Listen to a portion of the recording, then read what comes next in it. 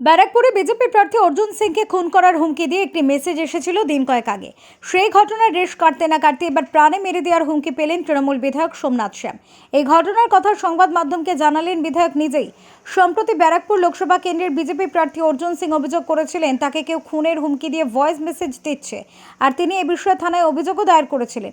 এবার খুন করে দেওয়ার হুমকি পেলেন জগদ্দলের বিধায়ক সোমনাথ শ্যাম। তিনি সোমবার সংবাদ মাধ্যমকে বলেন, পরশুদিন ফোনে সুবীর দাস নামে এক ব্যক্তি ফোন করে তাকে বলেন, আপনি খুন হয়ে যাবেন, পরিবার নিয়ে এখান থেকে চলে যান। হ্যালো, হ্যাঁ, আপনাকে বলেছিলাম না একটু ভালো করে থাকতে, নাহলে খুন হয়ে যাবো। কেন ভাই? একটু ভালো করে থাকবেন, ঠিক আছে? কেন ভাই, কি অসুবিধা আছে আমাকে নিয়ে? হ্যাঁ, আমাকে নিয়ে কি অসুবিধা আছে? খুন করার কাউ কে দিয়েছে? অর্জুন টাকা দিয়েছে? দিয়েছে একজন। কে আপনি আছে? ভালো করে ঘর থেকে বেশি বেরাবেন না, ঠিক আছে? ওয়ার্নিং দিচ্ছি, ঘর থেকে বেশি বেরাবেন না। না, কে দিল মালকড়িটা? কে দিল? দিয়েছে একজন।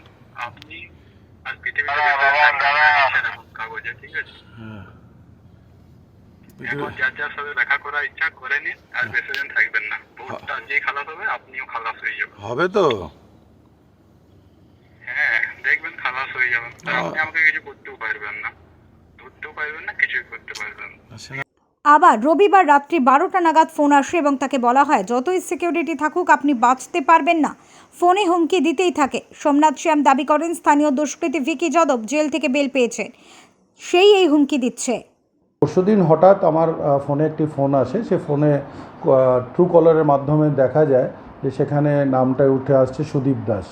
সে আমাকে হঠাৎ আচমকা বলে যে আপনার খুন হবে এবং আপনি আপনার আত্মীয় স্বজন যাদের দেখা করতে চান তাদের সঙ্গে দেখা করে নিন, খুব শিগগিরই আপনার খুন হবে।